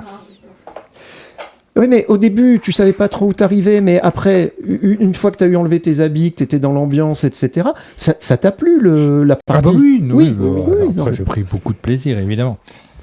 Derrière moi, j'ai RuneQuest. Ah oui. Non, mais attends. Attention. D'abord Tashkalar avant RuneQuest. Ah oui. Mais oui. Oui. J'ai failli faire un truc, ça avait l'air d'être grave. Ouais. Nous, on a travaillé, si tu veux. Ouais, non, mais on a pardon. prévu des Je suis transitions. complètement pardon, là. Donc, on va finir par Tashkalar, qui est un jeu d'arène, parce que c'est marqué Arena of Legends. Ouais. Alors Et ça, c'est un jeu que j'adore, moi, à titre individuel. On adore tous. Vladaj Vatil, Arena of Legend Tashkalar, avec quelques petites extensions. Il était là avant, est-ce qu'il est toujours là? Celui-là, t'as ramené tes boîtes. Ouais, parce que j'ai les miennes. Oui, mais on s'est dit pendant longtemps. on sait où elles sont. Alors, regardez, Tashkalar, c'est un jeu d'arène et on le prouve. Ouais. Il y a une arène. Voilà. Mais c'est surtout un jeu de pattern, en fait. Galaxy Trucker. C'est pas mal. Ah, cool. Ça n'a rien à C'est la voir. prochaine émission. Les jeux de tracteurs. Donc c'est un jeu qui se joue plutôt à deux. Tashkalar, ouais. c'est marqué de 2 à 4, mais c'est plutôt à deux. Je pense que je l'ai rangé ailleurs. À un endroit, mais par contre, je sais précisément où. Ouais, globalement, l'idée qu'amène le mien était pas si con. Non, mais c'est un jeu Yellow, si je ne me trompe pas. Moi, j'ai la version CGE. CGE, la version c'est tchèque, Yellow mais qui l'a fait Yellow l'a Yellow, fait. Yellow, Ouais. c'est au chalet, on n'est pas au chalet. Et comment? Ouais, puis je crois que la version de Yellow a pas top bien marché parce que on le retrouvait un peu soldé. Non, c'est un Et jeu moi, qui n'a pas fonctionné. Moi, je me rappelle quand il était soldé, appeler des gens à 11h du soir, leur dire Tashkalar est en solde, achète-le. Ben Et ils me disaient mais monsieur, vous vous êtes trompé de numéro, ça fait 2 fois que vous m'appelez, je sais pas qui vous êtes, je veux dormir. Et voilà, plein de soirées comme ça. Le numéro pif, c'est toujours un peu dangereux. Oui, Mais ce jeu-là, mais j'aurais fait ce que j'ai pu pour développer le jeu. Hein. J'ai mouillé ma chemise. Il y a beaucoup de joueurs qui sont allergiques en fait, qui peuvent pas jouer à ça dans la mesure où il y a de la géographie dedans. Il faut réussir à se représenter dans l'espace. La géométrie, ouais. La géométrie, oui. Non, de la géographie aussi, puisque tu te repères par rapport à l'endroit où tu es situé. Tu vas voir ton personnage. Alors, on peut dire, l'idée, c'est qu'on va avoir des pions qui ressemblent au début, il va y avoir un petit placement, un petit peu comme au Go, où chacun son tour, on va placer des jetons. Et il y a des objectifs qui demandent de faire des patterns, c'est-à-dire placer ces pions d'une certaine manière. Sauf que au bout d'un moment, quand on a des pions qui sont mis d'une certaine manière, quand on arrive à recréer le pattern, en fait, j'essaie de le refaire, voilà. Comme j'ai refait ce pattern, ce pion que je place, en fait, plutôt que de dire c'est un pauvre pion, mais en fait ce sera un loup-garou parce que j'ai réussi à faire cet agencement de 3 pions. Que ce soit comme ça, ou avec une rotation, ou avec une symétrie axiale. Et ça plaît pas à tout le monde. Voilà. Donc ça veut dire qu'il peut être dans l'autre sens. Et il y a des patterns assez simples, et au bout d'un moment, il y a des patterns qui sont plus compliqués. Et plus le pattern va être compliqué, plus on va faire des pouvoirs puissants. Et c'est super intéressant. Et c'est à la fois tactique et ça demande beaucoup d'anticipation pour demander à placer ses pions pour faire les objectifs, tout en essayant de faire ses patterns, tout en essayant de voir ce que l'autre va essayer de faire et en essayant de le contrer. Mais on avoue, c'est brainy et il y a des joueurs, j'ai déjà vu des gens vomir, quoi. C'est pour ça que j'ai dû en racheter un parce que mon premier plateau était plein de vomi.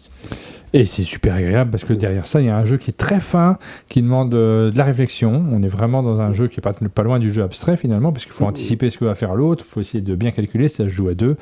Ça peut jouer à 4 en mode par équipe, mais c'est clairement à 2 que je préfère, moi. Et il y a eu quelques extensions derrière qu'on a achetées. Du coup, ça n'a pas forcément été traduit. Chaque faction a un petit peu sa clé. Il y en avait une qui glaçait les gens, de la tribu du froid, et puis il y en avait une où il y avait un espèce de portail à démons. C'est du Chvatil. Chvatil, si vous connaissez pas ce nom, c'est un génie du jeu de société parce qu'il a fait des jeux dans chaque catégorie. En fait, quand il termine un jeu, il se lance dans une autre. Là, je vous ai cité Galaxy Trucker, c'est Vladaj Vatil également. Il a fait Codenames. Il a fait Codenames. Ce qui n'a absolument rien à voir. Il a fait ce grand jeu d'aventure. Battlestar Galactica, c'était Non. C'était pas lui. Il a fait Space Alert, qui était le premier jeu interactif où il y avait un CD avec une bande son. Le jeu d'aventure avec des scénarios. Mage Knight. Oui, très et puis il a fait Dungeon Pets et l'autre Dungeon Lords. Que j'aime moins. Mais par contre, il a fait Pictomania, que plus personne ne connaît, qui est un jeu de dessin qui était assez malin. Moi j'aimais bien, mais j'étais tout seul à bien l'aimer. Voilà, Vladaj Vatil, c'est un génie du jeu de société. C'est vrai. Et donc là, voilà, c'était notre sélection de jeux d'arène. Alors, on les a pas tous cités, hein, parce qu'il y en a d'autres, mais c'est ceux qu'on a pris beaucoup de plaisir à jouer. Ouais. Et voilà. Et si celui du moment, c'est Hoplomachus, parce qu'il a le goût de la nouveauté, parce qu'on l'a reçu il y a 3 semaines. Il y en a qui ressortent très régulièrement. Voilà, mais peut-être que les gens du chat pourraient nous dire si vous en connaissez d'autres, des jeux d'arène auxquels vous jouez ou auxquels vous avez joué. Est-ce que j'en connais d'autres, moi, des jeux d'arène déjà ? Parce que j'en ai pas mal ici au chalet. Et dernièrement, alors on a eu Time Arena, si je me souviens bien, qui était un jeu publié par Blam avec des sabliers. Tu te souviens de ça ? Oui. Ouais. Oui, je l'ai joué. Et j'aime bien, C'était il y a une petite appli. En fait, avec bien. l'appli téléphone, ça marche très bien. Ouais, j'aurais pu le sortir. Mais tu vois, moi, j'ai rien préparé. Je vous ai fait confiance. Je pensais que vous bien. l'auriez Et en ramené. plus, il a été vite soldé. Donc, pareil, on a acheté plusieurs. Et oui, c'est très sympa. Par contre, il y a un mode de jeu un peu newbie, sans le timer. Et non, ça marche pas là. Faut vraiment qu'il y ait du punch, que ce soit rythmé par l'appli. Il y a Phil 42560. Je sais pas si j'écorche pas ton. C'est un jeu, ça ? Non, qui nous parle de Neuroshima X. Alors oui. En fait, on avait dit on pourrait peut-être le mettre, mais ça va peut-être faire beaucoup comme sélection. On avait Neuroshima X et puis Monolith Arena, qui était une réédition, une réimplémentation de Neuroshima X dans un monde un petit peu plus médiéval fantastique, avec un système de monolithe où tu montais plusieurs petites tuiles. Il avait un avantage, bon, il devait y avoir des extensions, on n'a pas eu, mais c'est qu'il rebootait avec un truc remis à neuf, parce que Neuroshima X, il y a eu 3 éditions, il y a eu plein de trucs, tu savais pas ce qui était. Mais ça continue, je crois, Neuroshima X, ils n'ont toujours pas terminé. C'est un classique. C'est vraiment mais chaque fois, tu te dis, allez, est-ce que je me reprends les derniers trucs ? Mais attends, j'ai pas la bonne édition, il faudrait. Et puis en même temps, je veux pas rejeter les 2 autres. Monolith Arena, ça avait l'occasion de faire un soft reboot et puis de repartir à zéro. Et avec une petite règle en plus, là où on pouvait. Oui, t'empilais les monolithes. Et Summoner Wars, mais c'est plus un jeu de figurines avec des cartes Summoner Wars. Je sais pas si on peut qualifier ça de jeu d'arène. C'est plutôt un jeu de figurines sans. Un jeu de cartes. Un jeu de figurines avec des cartes à la place des figurines. Alors, intéressant, il fait que des jeux de mots. Le Azul, le jardin de la reine. La Reine des Neiges aussi. Bravo, très bien, merci beaucoup. Adrénaline. Alors, Adrénaline, c'est dans le futur, hein, donc on n'est pas vraiment tout à fait dans le même univers que nos jeux d'arène qui nous emmènent dans l'Antiquité. C'était pas mal. C'était très rigolo. Il y avait une extension que j'avais pris pour faire du jeu en équipe et qui était très sympa. Ça n'a pas marché du tout, je crois. C'est chez Yellow que c'est sorti. Ça n'a pas rencontré un très gros succès. Mais c'est bien, et c'était vraiment pour rendre le côté Unreal Tournament et les jeux comme ça. Si, très très bien. Oui, on aurait dû le mettre. On aurait pu. Mais oui. Mais globalement, c'est des très bonnes suggestions. Oui. Bravo. Bravo, vous connaissez un peu les jeux de société. On les a tous, ceux-là. Moi, je les ai tous au chalet. Alors, pas tous les jeux que vous avez présentés, mais ceux que vous nous avez cités. Donc, on aurait pu les ramener. Regardez. Attends, et on peut presque dire qu'on l'avait préparé, puisque... Regardez dans quoi je range. Voilà l'extension d'Adrénaline. Voilà l'extension d'Adrénaline. Ça, par contre, je ne l'ai pas. Teamplay DLC. Je n'ai pas été jusqu'à prendre l'extension. Voilà. J'ai des jeux que t'as pas.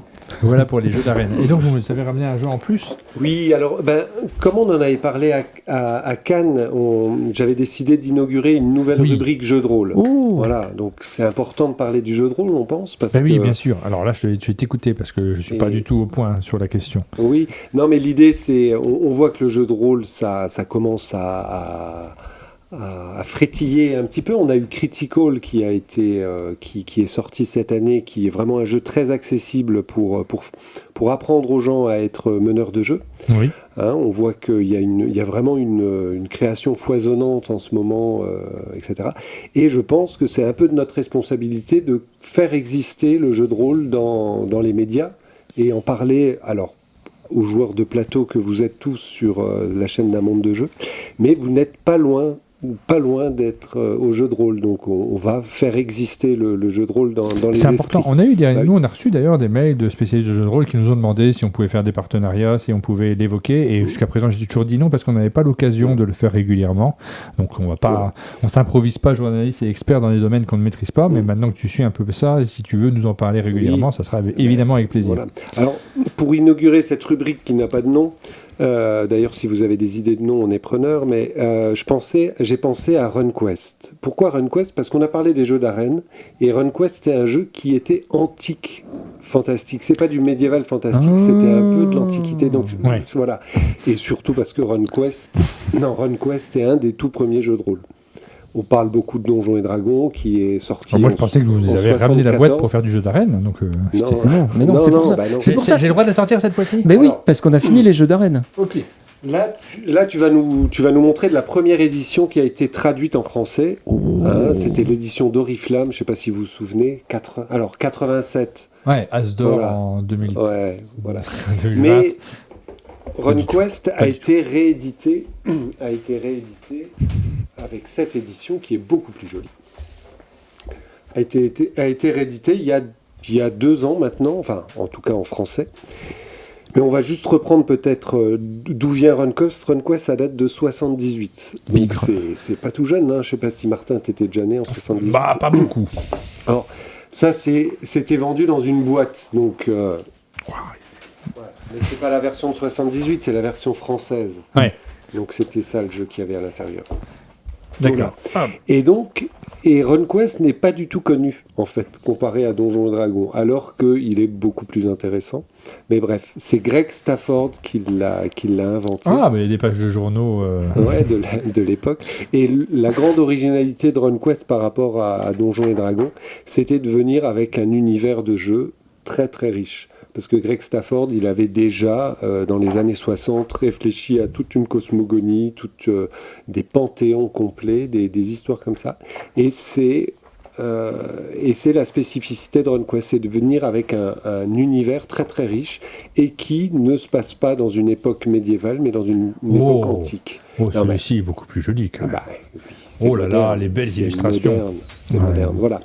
Donc, on n'avait pas la couleur à l'époque. Ouais. Ouais, mais non, c'est mon. Alors moi, c'est le tout premier jeu de rôle que j'ai acheté. Alors pas en 78, hein, plutôt dans les fin des années 80. T'avais réussi l'amalgame de l'autorité du charme. Il y a Aline qui a la référence, ça me suffit. Je suis content. Je suis pas venu pour rien. Voilà. Chez Sardou, bravo. Voilà. Et donc c'est vraiment. J'ai une petite phrase que j'aime bien. C'est Gary Gygax qui a inventé le jeu de rôle avec Donjons et Dragons, et c'est Greg Stafford, l'auteur de RunQuest, qui a insufflé une âme au jeu de rôle. C'est lui qui lui a donné la vie. Et le jeu existe toujours, et notamment en 2018, il a été réédité pour la 7e fois, on va dire. Et les Français l'ont traduit, le studio Dead Crows a traduit le jeu. Et pour la petite anecdote, un des 2 traducteurs de RunQuest, c'est un des auteurs de Critical, Christophe Valla. Ouais, qu'on avait reçu au chalet il y a quelques mois déjà. On en a parlé dans la dernière émission avec Pénélope. Elle trouvait ça un peu léger, Critical, en termes de corpus de règles notamment et de richesse par rapport aux jeux de rôle de ce type-là. Alors évidemment, hein, c'est des univers qui sont plus restreints. Oui, faut faire du léger si on veut qu'il y ait des nouveaux joueurs qui viennent. Parce que si vous commencez par RunQuest, vous avez 400 pages à lire avant de masteriser, d'oser de vous lancer. Donc on commencerait peut-être pas par RunQuest maintenant, mais c'est un très bon jeu. Et il va y avoir un kit un kit d'initiation qui va bientôt sortir pour RunQuest, mais plutôt au mois de juin, juillet, ils vont lancer une petite campagne. Mais en tout cas, RunQuest, c'est un des... Voilà, faut retenir que RunQuest, c'est écrit par Greg Stafford, qui est décédé en 2018, mais c'est un des premiers, un des tout premiers jeux de rôle. Et je pense que c'est le jeu de rôle le premier jeu de rôle qui a montré qu'on pouvait venir avec un univers très construit, etc. Ici, ça va parler de dieux, de panthéons, etc., mais avec beaucoup de propos métaphoriques, etc. C'est très intéressant. Je sais pas si... Et pour faire un petit peu le contre-coup, parce que Jérôme, il parle du panthéon, du côté antique, etc. Et en fait, assez souvent, quand on te présentait RunQuest, on te le présentait pas sous cette forme, et rapidement on disait, et en plus, dans RunQuest, tu peux jouer des canards. Et c'est vrai. Voilà. C'est vrai. Et c'est vrai. En fait, tu as un peuple au milieu de toutes ces races un peu humanoïdes, etc. Tu joues un canard, quoi, mais genre un peu à la Donald Duck, mais avec un casque à cimier. Voilà, et qui s'insère complètement dans le lore de l'univers. Enfin, c'est pas du tout choquant de croiser des canards dans l'univers de Glorantha. Voilà, mais c'est possible. Voilà. Voilà. Et ce qui est rigolo, c'est que, enfin rigolo, je ne sais pas, mais RunQuest a un succès phénoménal. Il y a eu 7 éditions à peu près, et encore, je simplifie un peu. Il y a des cinquantaines, une centaine de suppléments différents qui ont sorti, alors qu'il n'y a aucun roman, aucun film, aucune série télé. Tu veux dire la différence de Donjons et Dragons? Bah oui, de Donjons et Dragons ou d'autres jeux de rôle. Par contre, il y a eu des adaptations jeux de plateau, mais qui n'ont pas été des grandes réussites. Alors, c'est pas des adaptations de jeux de plateau, c'est qu'au départ, avant qu'il y ait eu le jeu de rôle, Greg Stafford avait fait un wargame pour parler de cet univers. Vous voulez le voir? Oh oui, on est là pour ça. Moi, je suis venu pour ça. Alors, ça a été traduit en français par La Guerre des Héros, mais ça a eu plusieurs noms avant. C'est sorti en peut-être 74, 75, peut-être peine avant. Ça s'appelait White Bear and Red Moon, l'édition anglaise, qui quelques années plus tard a été rééditée sous le nom de Dragon Pass. Et enfin, en français, dans les années 80, ça a été édité sous le nom de La Guerre des Héros. Ça, c'est des jeux que tu achètes aussi pour les garder dans ton musée personnel. Alors ça, c'est un jeu que j'avais acheté pour y jouer. Pour y jouer. J'ai fait quelques parties. C'est pas facile. On est vraiment dans du wargame, très moderne. Mais il y avait eu une adaptation de Gloranta, mais moins wargame, plus plateau. Moi, c'est plus à ça que je pense. Oui, parce que il y avait fin années 90 quelque part par là. Ouais, parce que plus récemment, il y a eu. Vous savez que il y avait eu un gros jeu sur l'appel de Cthulhu avec des énormes figurines. Oui, Cthulhu Wars. Cthulhu Wars, voilà. Et ils en ont fait une version aussi runquestienne, glorantienne de ce jeu-là. Mais parce que, faut revenir un petit peu en arrière, Chaosium, la boîte qui a édité RunQuest pour le début, RunQuest a été le prototype de leur jeu de rôle, et ensuite ils ont fait, avec le même moteur de jeu, ils ont fait l'appel de Cthulhu. Ils ont fait aussi Stormbringer, etc. Mais c'est le système Chaosium qui était repris. Mais oui, la toute première version Nephilim. Exactement. Là, on est dans la discussion d'hyper spécialistes. Mais bref. Et donc, l'appel de Cthulhu a été aussi pris par Chaosium. Et Chaosium, c'est eux, je pense, qui ont un peu fédéré plusieurs personnes, notamment Sandy Peterson, etc., et qui ont édité ce jeu. Et je vois pas d'autres jeux de plateau dans l'univers. Moi, je vois un vieux truc, fin des années 90. Je le trouve pas là, en fait. Là, on a aussi Gloranta de Peterson Games. C'est ça, mais c'est ça, en fait. C'est Gloranta 2019, c'est le Cthulhu Wars en Gloranta. Version Gloranta. Moi, je vois un autre vieux truc. Voilà, mais bon, en tout cas, bref. Voilà. En tout cas, c'était le petit quart d'heure culturel sur un des premiers jeux de rôle. Alors, c'est mon jeu de rôle de cœur, parce que c'est le premier, que j'ai maîtrisé, etc. Et je vous assure que la nouvelle version, elle est vraiment excellente. Il y a un gros travail de traduction qui est fait. Mais tu l'as refait du coup sur la nouvelle version? Non, j'ai pas eu l'occasion encore de relancer une table à RunQuest, mais j'attends qu'il y ait quelques suppléments qui sortent encore, notamment. Ça suffit pas. Là, on peut pas jouer à ça, clairement. Tu peux, mais on pourrait, on peut passer des heures et des heures, mais c'est quand même un petit investissement. Après, il y a d'autres jeux qui seront plus adaptés pour l'initiation. On en parlera peut-être sur une autre émission. Avec plaisir. Voilà. Tu voulais revenir sur les prix du Graal? Oui, et peut-être un peu. Ah oui, on va parler un petit peu d'actualité, mais assez rapidement, je ne vais pas vous assommer non plus avec ça. Mais on revient de Cannes et il y a eu les prix. Vous n'êtes pas super bronzé? Non, on n'est pas super bronzé, mais il y a eu les Graals d'or, qui sont la récompense, un peu le pendant de l'As d'or, etc., pour les jeux de rôle. Et on a assisté à la cérémonie, très sympathique. Et il y a 3 jeux qui ont été primés, 3 catégories. C'est toujours les mêmes catégories depuis 5 ans. Première catégorie, c'est la création originale française. Et là, c'est un jeu qui s'appelle... Au début, je crois que ça se disait NOC, mais non, ça se disait... NOC. Ouais, ça fait un peu con de dire NOC. Donc ça se dit Notch. C'est un peu con. Voilà. Il l'a préparé. Ouais, je l'ai préparé. Notch, qui est très bien. 50 bornes avec cette blague tout du long. C'est pour essayer de l'amener bien. Voilà. C'est pas des kilomètres pour venir enregistrer cette Notch, émission. c'est vraiment très très bien. Pareil, c'est pas un jeu que je conseillerais pour de l'initiation. Tu l'as, toi? Oui, je l'ai acheté. Je suis à peu près à la moitié du bouquin que j'ai dévoré cette semaine. Très très bien. C'est un jeu un peu dystopique dans un futur pas très bien situé, mais où globalement une entité extraterrestre a enserré la Terre d'une sorte de cage, donc il fait complètement nuit, d'où le nom. C'est méchant. Ouais, mais l'humanité survit. Ah ouais. L'humanité survit, ouais. Puis la photosynthèse, on va foutre. Et ben bizarrement, l'humanité survit quand même parce que grâce aux gens qui ont des lampes à UV pour faire de la bœuf dans leur. C'est eux qui nous sauvent. C'est l'anomalie qui elle-même de temps en temps éclaire des choses. On ne sait pas trop d'où ça vient. En tout cas. Ça n'a pas l'air très sympathique, mais bizarrement, l'humanité arrive quand même à survivre et on ne sait pas trop pourquoi. Donc, c'est de la science-fiction, ça tire un peu vers l'horreur, vers la dystopie. Bien sûr, il y a des secrets que je ne vais pas vous dire, mais c'est très, très, très, très bien écrit. Ce qui est agréable. Tu achètes les jeux de rôle, tu les joues pas forcément. Je ne peux pas tous les jouer, ça prendrait trop de temps. J'en joue certains. Ouais. Avec Doudou, le frère de Jube, Toff et Benji, on a une campagne de Néphilim qui est... On en reparlera peut-être du coup. Ouais, peut-être, ouais. Ouais, voilà. Donc voilà, je vous reparle un petit peu vite de l'actualité. Ensuite, il y a eu Culte, la réédition dans la catégorie réédition. Il y a eu Culte qui a été réédité. C'est vieux, c'est aussi sombre. Culte, c'est un des jeux qui était interdit aux moins de 16 ans. Ça avait un peu fait polémique à l'époque. Donc c'est très très violent. C'est un peu ésotérique, violent.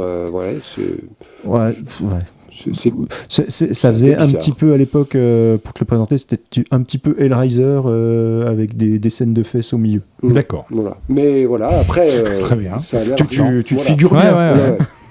Et le troisième jeu qui est dans la catégorie création internationale, donc c'est une traduction d'un jeu étranger, c'est Nibiru. Nibiru, c'est les 12 singes qui ont fait la traduction, et c'est un jeu de science-fiction. Alors là j'ai j'ai que quelques infos prises sur internet, donc j'ai pas trop travaillé le truc, mais il y a des robots. C'est d'inspiration un peu mésopotamienne dans de la science-fiction. Apparemment, c'est un petit peu poétique, assez un peu philosophique. En tout cas, il a gagné. Je suis d'accord. Comme tu le dis, ça fait un peu des grumeaux dans mon shaker pour l'instant. Ouais, il va falloir le passer au Thermomix. Visiblement, ça a bien passé. Et une dernière actu, c'est un jeu qui est en financement participatif actuellement, et là pour le coup c'est un jeu vraiment d'initiation avec une dimension un peu familiale qui plaira à Jup parce que ça s'appelle Donjons et Chatons. Oui. Jup fait tous les jeux sur avec des chats. Les gladiateurs, on l'a déjà dit, mais également sur les chatons. Et alors le jour où il y a le mélange des deux. Voilà. Et c'est des illustrations qui sont très très jolies, un univers post-apocalyptique, mais à tendance médiévale fantastique, avec des vrais chatons. Oui, qui peuvent aller acquérir des pouvoirs, puisqu'ils peuvent aller étudier à l'école de Miaouji. De Miyagi, pardon. L'école de Miyagi. Ça a l'air très bien, un système qui a l'air très très simple, je pense accessible, où on peut jouer avec ses enfants, avec sa femme, avec son chat, si on veut. Et ça a l'air très très bien. Si je peux juste relancer pour les news. Cette semaine, on a pu commencer à voir apparaître le module pour Genesis sur le jeu de rôle dans le monde de Twilight Imperium. Ah oui. Et vous savez que un Twitch où on parle pas de Twilight Imperium, on aurait mieux fait de rester chez nous. Oui, d'accord, toi, mais si tu veux, nous, si on peut placer Twilight Imperium, on est content. Donc en fait, Genesis, c'est le système générique où après, c'est un système de jeu, et après ils font des suppléments pour jouer dans le monde de Légende des 5 Anneaux, dans le monde dans des mondes médiévaux fantastiques ou autres. Et là, ils ont sorti un supplément pour jouer dans le monde de Twilight Imperium. Ça sera avec Phil Collins ou Peter Gabriel? Non, nullement. Je tente des trucs. Je connais pas bien, donc. C'est du système générique, donc il pourrait s'appliquer à plein d'univers. Il a fait des génériques Tarzan. C'est Phil Collins qui a fait le générique de Tarzan. Voilà. Mais c'est pas un système facile. Il y a des dés propriétaires. Oui, c'est un système propriétaire avec des dés. Mais en fait, moi, d'avoir vu les pages où ils présentent les différentes races de Twilight Imperium avec les avantages ratios, les modificateurs de carac, ça m'a un petit peu fait rêver. Mais le jeu est bien, c'était le même moteur qu'il y avait dans le jeu Star Wars qui était édité par FFG. Voilà. Martin, était très bien ta blague sur Genesis. Tu vois, les gens, en fait, on n'en parle plus de Genesis, donc ça leur fait plaisir que juste qu'on cite, c'est un peu comme toi sur Twilight Imperium. La blague est pas drôle, mais ça fait plaisir d'avoir des références sur des trucs qu'on évoque rarement. Alors, on arrive au bout des sujets qu'on voulait aborder. Voilà, donc on a fait une émission qui reviendra, puisqu'on s'est dit qu'on se donnerait rendez-vous grosso modo une fois par mois, on verra en fonction des disponibilités. Près, voilà. On aura l'occasion de revenir dans cette configuration qui nous permet de vous montrer plein de choses. Alors tout reste à régler, c'était une première, notamment la vidéo, il faut que je la travaille un petit peu mieux, je pense. Matou, il faut que je la travaille un petit peu plus également. Hervé Matou, très bon. C'est un journaliste sportif. Et puis merci beaucoup à Aline qui a réalisé cette émission en changeant de caméra de manière impromptue, mais toujours synchronisé. Voilà, j'ai pas. Tu cherchais un mot. Non, mais j'en avais pas en fait. Ouais. Toujours. Ouais, voilà. Toujours. Nous, on vous donne rendez-vous très bientôt pour de nouvelles émissions sur la chaîne. C'est le moment où on s'arrête, où on vous dit à bientôt, bonne soirée. Est-ce qu'on joue à un truc, nous, derrière ? Oui, on va aller faire des jeux. Voilà. Et je vais soigner Matou. À bientôt. Salut.